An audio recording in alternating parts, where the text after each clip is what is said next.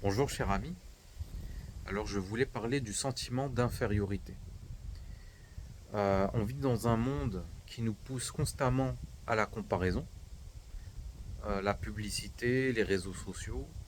En fait, notre monde nous pousse à nous concentrer sur nos manquements et nous empêche en fait de rentrer dans une forme de gratitude.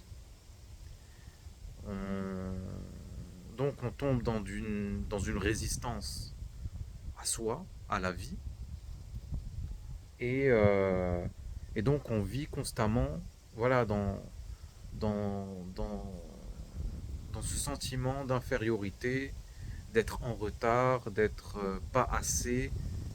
Et, et donc voilà, donc il n'y a pas uniquement les réseaux sociaux et la publicité, il y a aussi notre entourage, d'accord?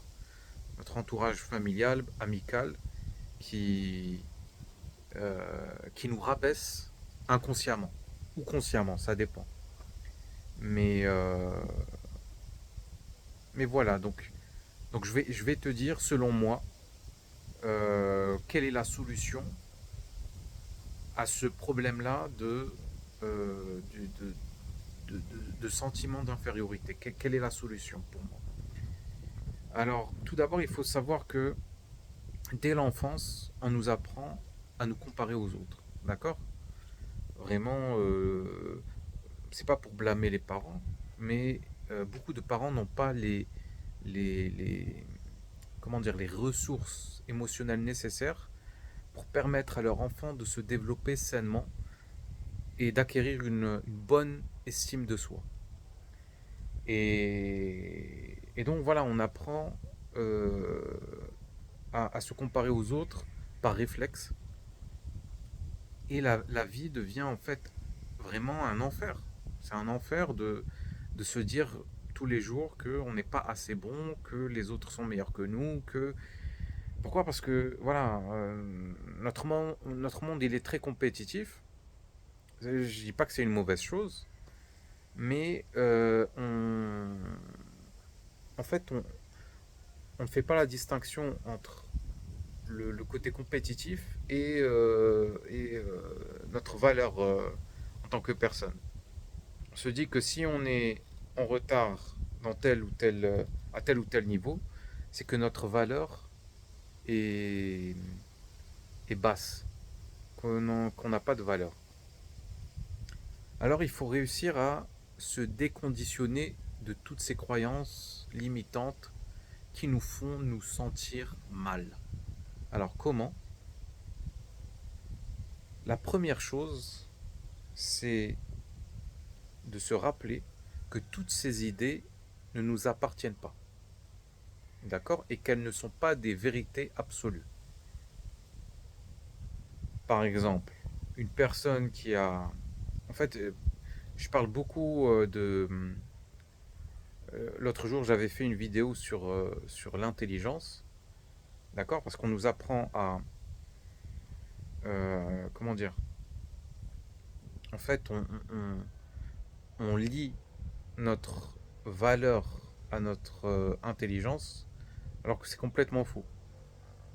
Euh, Maintenant, imagine, cher ami, que tu as un enfant qui a un quotient intellectuel inférieur à la moyenne.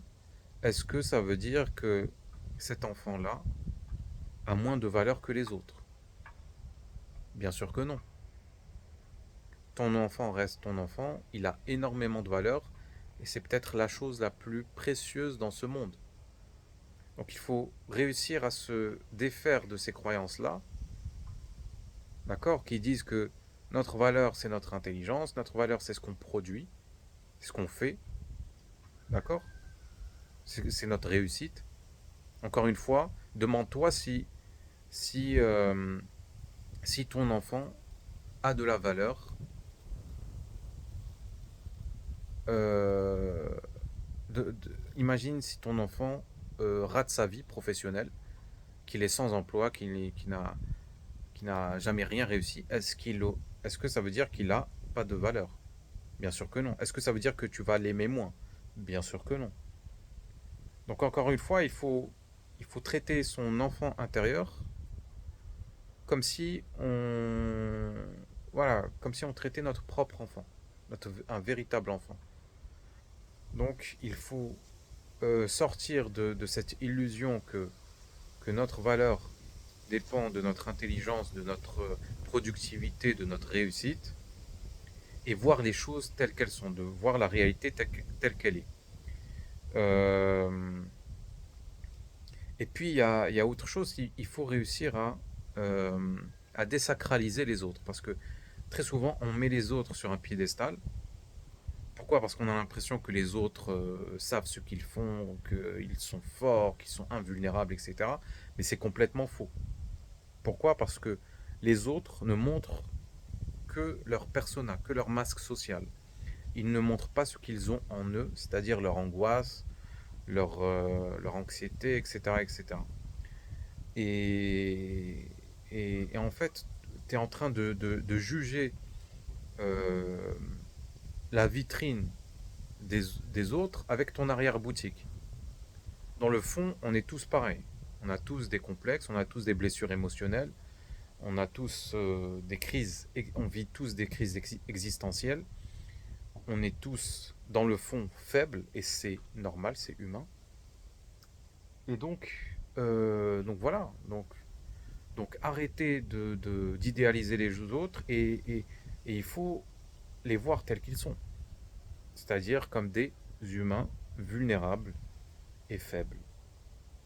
Donc, euh, donc voilà. Euh, donc il faut arrêter de se dire que qu'on est inférieur aux autres. C'est complètement faux. On est au même niveau que les autres. On a tous de la valeur. On mérite tous le respect. On mérite tous d'être aimés.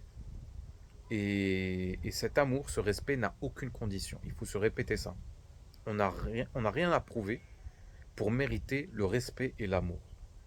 Donc voilà, cher ami, rappelle-toi ceci, tu n'as pas à prouver ton existence, ta vie, tu n'as pas à prouver ta valeur, tu n'as pas à prouver à faire des mains et des pieds pour obtenir le respect et l'amour. Tu mérites déjà tout ça. Le reste, la réussite, les voyages, les ceci, les cela, c'est tout ça, c'est du bonus. Ok? Donc voilà, c'était un petit rappel. Merci de m'avoir écouté. N'oublie pas le petit like, le petit commentaire. Abonne-toi à la chaîne. Et je te dis à bientôt. Salut.